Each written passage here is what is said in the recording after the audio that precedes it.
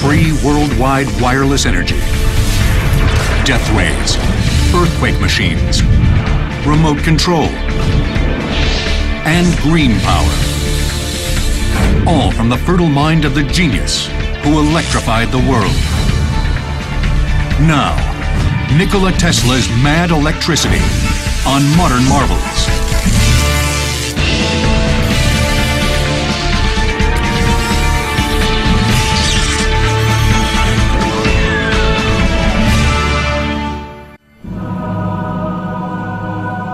He was a true American hero, but after a while, people forgot about what he did. I believe that he was the most important inventor in human history. Some of his neighbors did think he was absolutely crazy and they thought he was a danger to their community. I think that he had a different version of what the future would look like. He's responsible for the 20th century.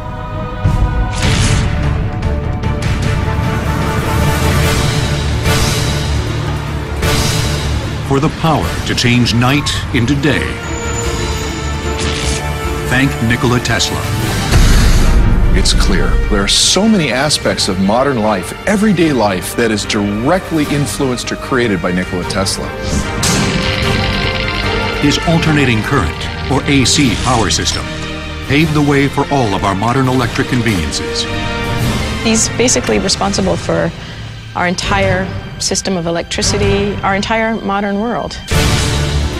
But tragically, in later years, his brilliance, responsible for more than 200 patents, was overshadowed by what some considered madness. He was often seen as sort of the mad scientist who was out of control and would destroy the world when he really wanted to improve the lot of humanity. Because of Tesla, a turn of the switch brings power to our fingertips. Yet the same intellect fanatically rescued injured pigeons, was repulsed by women's jewelry, and claimed to receive communications from outer space. Our virtues and our failings are inseparable, like force and matter. When they separate, man is no more.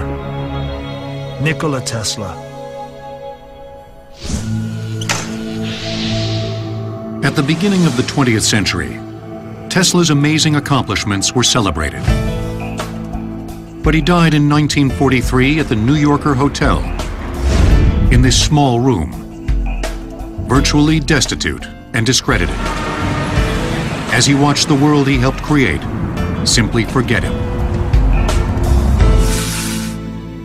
Nevertheless, the FBI amassed a secret file on Tesla, and when he died, the United States government took charge of his scientific papers. If you listen to everything he talked about, it was so powerful, it was so frightening, it was so terrifying that they just pounced upon all his possessions and whisked them away.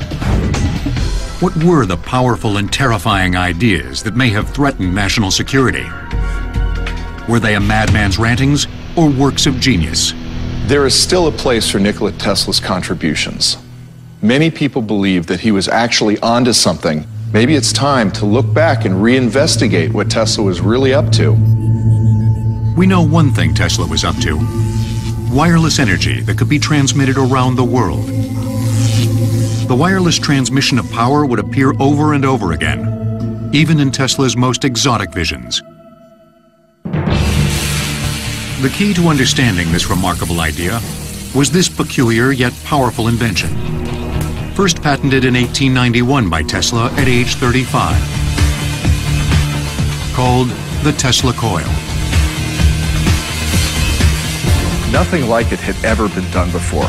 Think of the Tesla coil as a giant electrical pump. This is an example of a modern-day Tesla coil. We're going to take power from a wall outlet, feed it to the base of the unit, where we're going to step up the voltage tremendously until it comes out the top. So I'm going to step back, and we're going to take a look. This Tesla coil steps up standard voltage from a wall outlet at 120 volts to more than 500,000 volts. Imagine electricity flowing in a wire the same way as water pumped through a hose. The current can be likened to the flow of water. The voltage can be likened to water pressure. If a nozzle is attached to the hose, the force of the water pressure is dramatically increased, while the flow of water is decreased. A Tesla coil acts in the same way. By passing the current from a small primary coil to a secondary, much larger coil, it steps up the voltage tremendously and reduces the current. This makes the Tesla coil a transformer. Much like firefighters would connect a big hose to a fire hydrant and then use the nozzle to spray that water very far away, Tesla coil does the same thing. Using an enormous Tesla coil, the inventor wanted to pump the Earth and atmosphere full of electric energy. He believed he could use the Earth as a natural conductor of electricity and send power around the world. In essence, the Earth would become a giant electrical outlet. To prove his wildly original theory, Tesla left his home in New York City and began experimenting with wireless power in 1899 at the age of 43 on the windswept prairies of Colorado. He believed that there was some specific frequency at which the Earth could be struck as with a hammer. Tesla believed that the Earth could be rung electrically just as a bell can be rung with a clapper. He constructed a laboratory and tower that soared 80 feet into the air. Inside the barn-like structure was an enormous Tesla coil. For Tesla to be creating these electrical arcs in his laboratory was very unsettling to the people in Colorado because they felt that he was conjuring the work of God. By tapping into the local electric power from Colorado Springs, Tesla's coil produced more than 12 million volts. He often demonstrated his wireless concept by illuminating a phosphorescent bulb while holding it in his hand. When the machine is on, the entire lab is filled with high voltage electricity. I'm going to grab this fluorescent light and show you what I mean.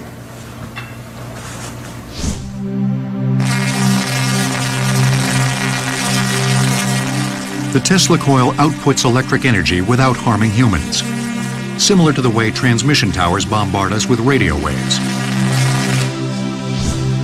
What you're seeing is electricity fly through the air from the Tesla coil to the bulb lighting it.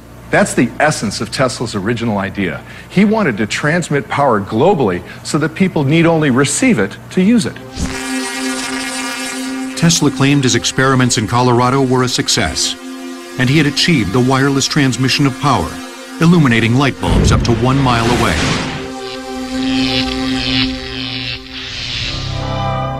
In addition to pronouncements of his Colorado electrical discoveries, Tesla also made an even more startling claim, that he received messages from outer space. He got a lot of flack when he came back to New York for saying, I've spoken to Mars, I'm talking to Martians. But it's interesting because the ideas that he were using are exactly the ideas that we're using now to send messages out into outer space. We're sending radio waves out into outer space to try to see if anyone's out there. So people back then really had some idea that he might be crazy, but he was actually probably really ahead of his time. Tesla believed he had crossed a threshold and proven he could send power wirelessly. He just had to find more money to build an even bigger transmitter.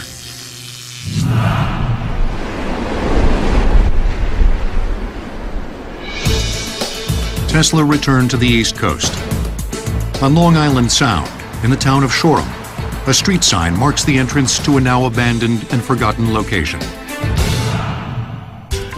In 1901, based on his Colorado experiments, Tesla began to build his visionary wireless power network here on this site. He called it Wardenclyffe. It was comprised of a laboratory and power plant. Adjacent to it was a tremendous 187-foot tower. Power from the plant was sent to a giant Tesla coil in the tower.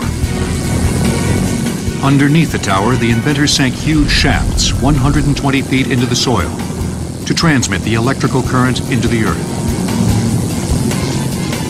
This was to be the first of many transmitters in a system that would encircle the world with wireless energy. The vast amounts of electricity necessary would come from huge hydroelectric projects. A lot of people thought it was crazy because they couldn't understand what he was seeing and what he was envisioning for the future. He was able to conceive of things that other people weren't. He was a visionary. But even visionaries need money. So in order to convince industrialist J.P. Morgan to invest $150,000 to build Wardenclyffe, Tesla promised the financier the tower would make millions by also broadcasting messages, news, music, and even pictures to any part of the world. This is the original foundation for Tesla's tower. If you look, you can see that it's an 8-sided figure. It had a huge hole down in the ground right in front of where I'm standing, 120 feet down, and a spiral staircase went around it. And then up into the sky, 187 feet, was the tower. The tower was attached by huge timbers on bars like this at each of the points along the side foundation walls. It loomed over everything in the area. It was overwhelming when you think of the size and scope of such a huge, huge construction. This is the actual lab and power plant at Wardenclyffe, where Tesla worked for more than 4 years, trying to develop his wireless concept. It was purchased by a photographic company more than 60 years ago. After remodeling, only a part of the outside lab remains. Really getting to go inside, this is so exciting. This door hasn't been open in a while. Although the building hasn't been used in more than a decade, the owners agreed to open the doors to modern marvels for a rare look inside. Wow. Oh, this is incredible. This is amazing to be in here where Tesla worked, where he spent time with his assistants. It's just amazing that over 100 years ago, Tesla was walking in these very walls. His equipment was here, his dreams were alive. He was looking forward to what he hoped would be a very glorious future. In part, it was timing that ultimately doomed Wardenclyffe. On December 12, 1901, as Tesla was working at his wireless network, Guglielmo Marconi beat him to the punch and successfully transmitted a radio signal across the Atlantic. While Marconi's achievement was indeed a first, in reality, he used 17 of Tesla's patents to accomplish this feat.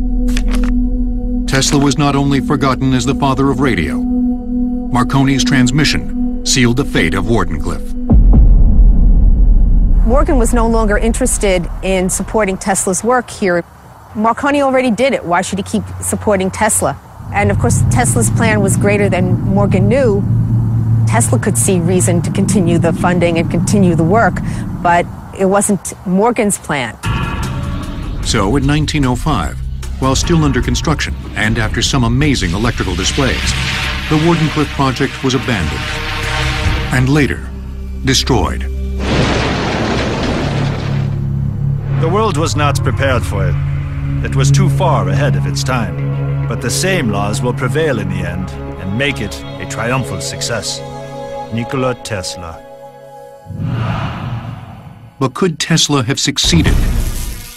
The mainstream scientific community has grave doubts. Tesla's schemes for worldwide electrification was simply out of the question. It makes no sense from the standpoint of the energy involved and the inefficiency of it.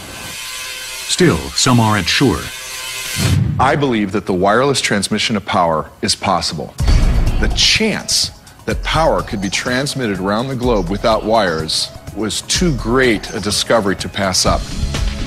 Jeff Parisi, a high-voltage technician from KVA Effects in Signal Hill, California, was part of a team that built the largest Tesla coil in modern times, the 13M. The reason the 13M was built was to give scientists the opportunity to actually investigate some of Tesla's wireless transmission theories to see if they're practical. The 13M generates close to 12 million volts of power. In 1998, the team tested the giant Tesla coil. What we learned is that the machine we built is not large enough. It's actually a quarter-scale version of what Tesla made in Colorado Springs, and it seems a machine that large is really necessary. We hope in the future that we'll have the funding to be able to build a full-scale Tesla coil and prove his theories. How can it be that a century after the failure of Wardenclyffe, Tesla's ideas are still so passionately considered? Perhaps it's because long before Wardenclyffe, Tesla had already changed the world.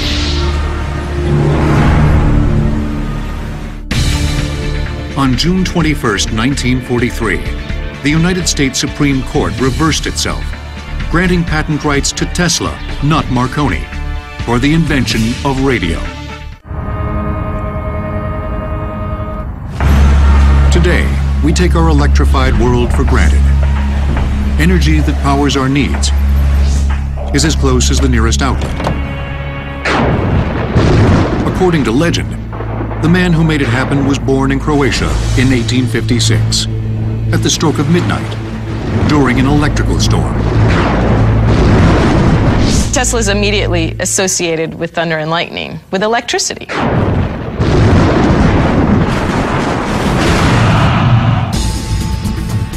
Tesla began his career as an electrical engineer with a telephone company in Budapest in 1881.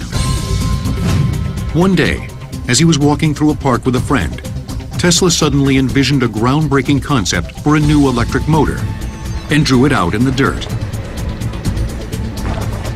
This simple illustration became the patent for the induction motor, which would go on to be the standard electric motor for the world. It's used for everything, from tools and appliances, to hybrid cars, to industrial plants. The induction motor works by energizing coils of wire placed around a stationary frame, called a stator. This induces the current in the coils onto a rotor. The alternating current in the coils causes the poles of the magnetic fields around them to change between north and south. The resulting attraction and repulsion with the coils as they alternate causes the rotor to spin. And the exact same ideas that Nikola Tesla came up with 100 years ago are still used today in induction motors such as this one. The motor is made of two parts, the rotor and the coil. Within the coil, a north-south magnetic field rotates, and as a magnetic field rotates, the rotor follows it. Just like it did 100 years ago when Nikola Tesla made the first prototype. In 1884, at age 28, Tesla moved to America with little money and only a letter of recommendation from his boss to Thomas Edison. The letter simply read, "I know two great men, and you are one of them. This young man is the other." Edison hired the brilliant young engineer and eventually asked him to redesign his company's electric generators for a $50,000 bonus. After Tesla developed a number of enormously profitable new patents, he asked Edison for his bonus. Edison says, "You gotta be kidding me. You got a lot to learn about an American sense of humor." And he doesn't give him the $50,000. And Tesla turns around immediately and says, "Well, Mr. Edison, I resign." So began a lifelong feud between the upstart young genius and the established inventor. Tesla leaves Edison's, and he was digging ditches in New York City for a year, a very, very dark time. All of his dreams are in shambles at this point. While toiling to feed himself and raise capital for new inventions, Tesla was appalled at the web of power wires strung up in the city. The whole system was a nightmare of cables and wiring overhead. Matter of fact, in some areas it even blocked out the sun. The electrical system he found deficient was called direct current, or DC. Edison, Tesla's former employer, was a major investor in DC power. Tesla knew there was a better way, and was determined to invent a new system that will become the global standard: alternating current, or AC. Here's a direct current cable that would carry about 1 million watts to light a typical New York City block. Using alternating current in Tesla's AC system, a small wire such as this could power the same amount of homes. Same amount of power, just look at the difference. The difference between AC and DC power is all about how electricity, or electrons, flow. For DC current to work, there must be a continuous and direct flow of electrons along a wire, from negative to positive poles. When power is applied, electrons, as signified by the red band, move to the work, do the work, and then come all the way back to the generator. The problem with this process is that the electrons encounter resistance along these wires. It's difficult for electrons to travel these great distances. So most of the energy in the system is lost in the wire. Well, the way Thomas Edison envisioned his system, he would have to put a power plant just about every mile to keep the voltage steady along his DC power grid. In 1887, Tesla filed 7 U.S. patents for another, more efficient and cheaper power system called alternating current. What Tesla discovered in his AC system was it was not necessary to send the electrons all the way to the work and back again.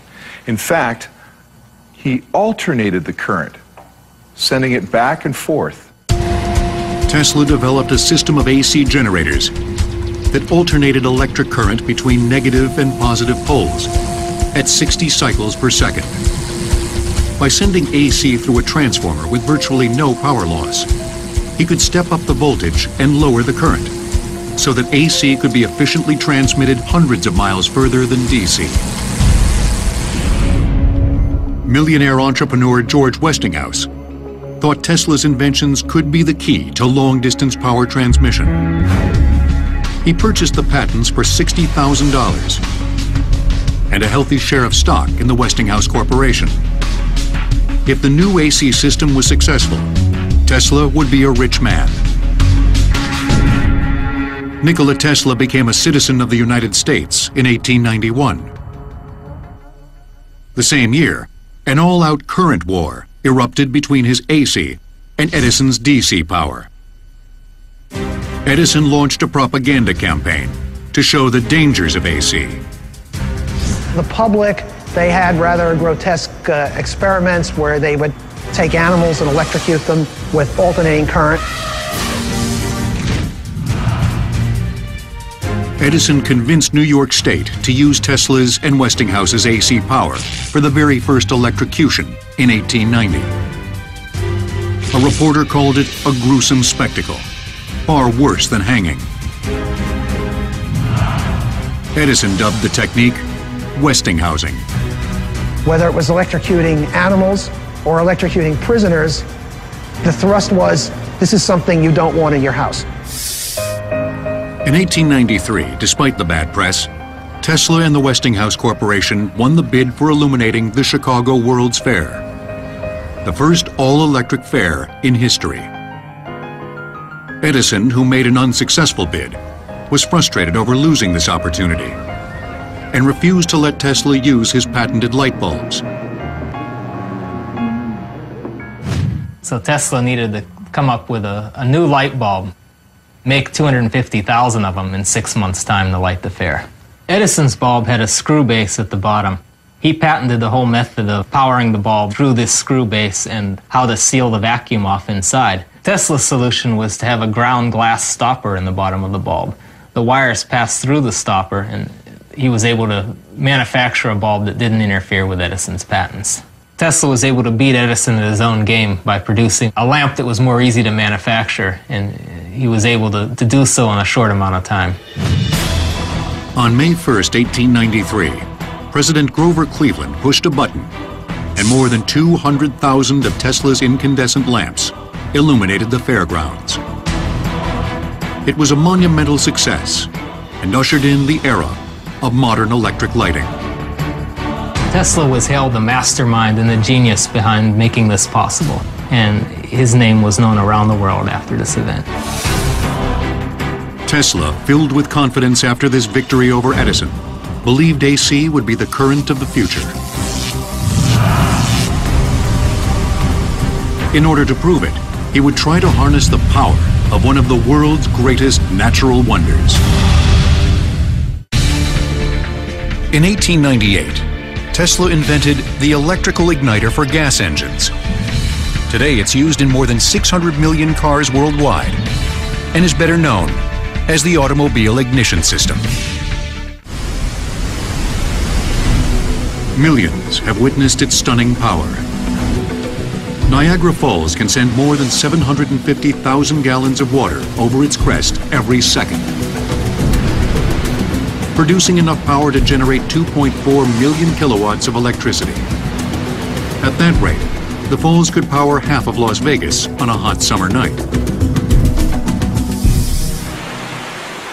Ever since pioneers began building sawmills along the Niagara River in the 1700s, many had envisioned grand new ways to harness the thunderous power of the falls.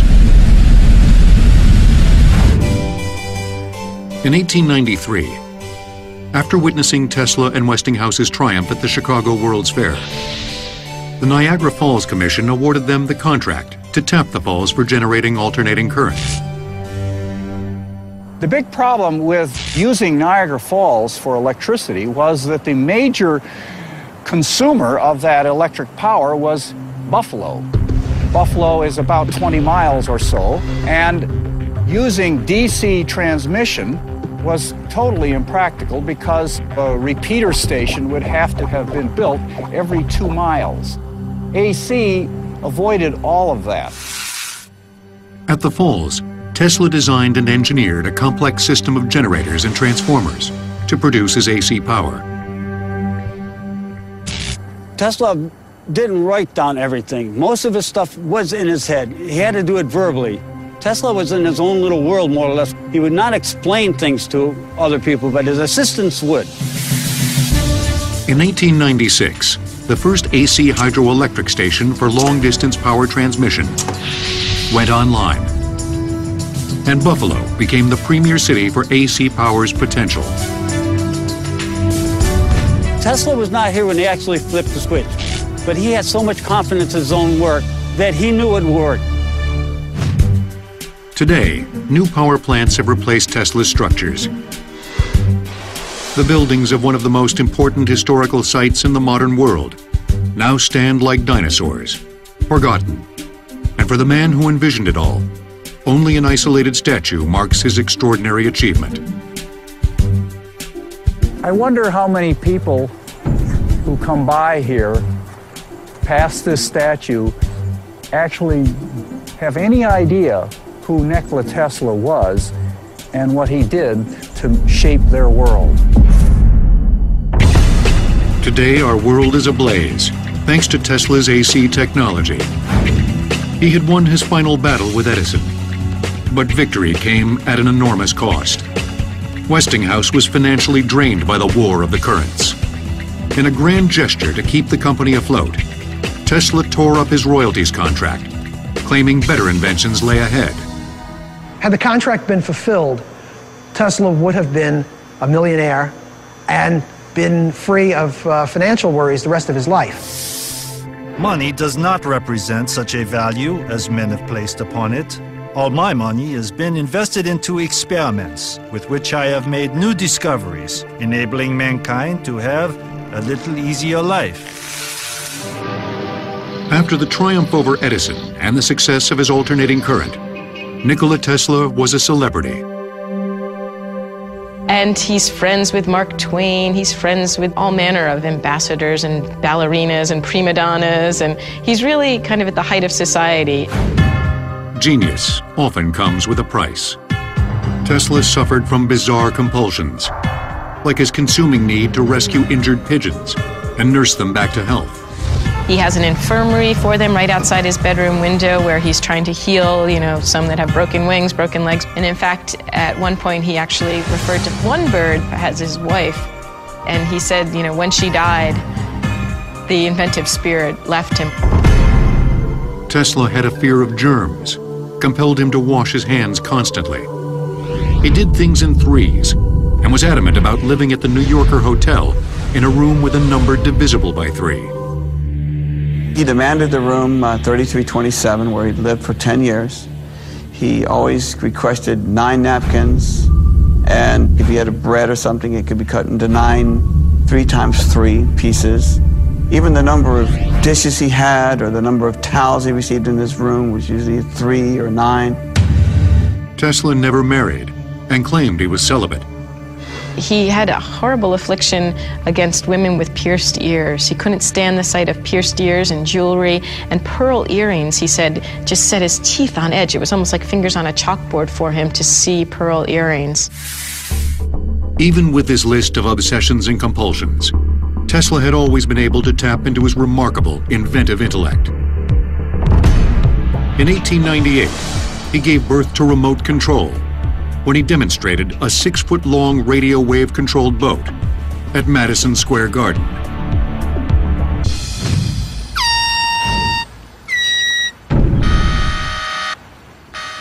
On a quiet lake in Riverside, California, Tesla's work is alive and well as a fleet of remote